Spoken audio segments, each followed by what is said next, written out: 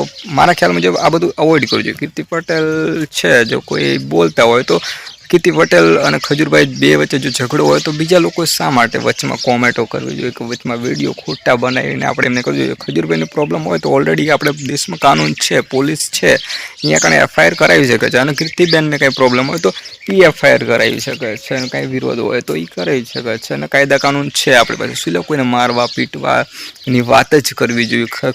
અને જે સૌથી મોટામાં મોટો પ્રોબ્લેમ એ છે કે કોઈ પણ આપણી બેન કે દીકરી કે આપણો છોકરો કે અથવા કોઈ પણ વ્યક્તિ જ્યારે તમે વિડીયો બનાવો છો ખરાબ, તો એ જોશે તો એની જે નાના બાળકો છે, આપણા જે ગુજરાતના જે નાની નાની છોકરા છે, નાના નાની દીકરીઓ છે, બધી એ જોશે તો શું મેસેજ જશે? એક કેવા મેસેજ જશે ગુજરાતની જે નાના નાના બાળકો છે એની ઉપર કેવી અસર થશે કે આવા જોશે તો નીચે જ્યારે કોમેન્ટ વાંચશે તો આપણે ગંદી ગંદી ગાળો લખી હોય અને ગાળો જોશે તો એટલે કે જે લોકો ખજૂરભાઈને સપોર્ટ કરે છે ને ખરેખર દિલથી તમે સપોર્ટ કરતા હોય તો કદાચ તમે કીર્તિબેન પટેલની અંદર જઈ અને ગાળો લખો તો એ ખોટી વાત છે. તો એ ગાળો લખવી જ ન જોઈએ. આપણે આમથી મહિલાની રિસ્પેક્ટ કરવી જોઈએ, ગર્લ્સ એન્ડ વુમન્સની રિસ્પેક્ટ જોઈએ. એટલે આપણે તો ગાળ બોલાય જ નહીં અને ગાળ લખાય નહીં. મારા ખ્યાલ મુજબ જો તમે સમજતા હોય તો મારા પોતાનો જે વિચાર છે હું તમારી સમક્ષ શેર કરું છું. બાકી તમને જે સારું લાગે એ કરી શકો છો. બાકી જે ખજૂરભાઈ કામ કરે છે એ સારું કામ કરે છે, મને પર્સનલી ગમે છે.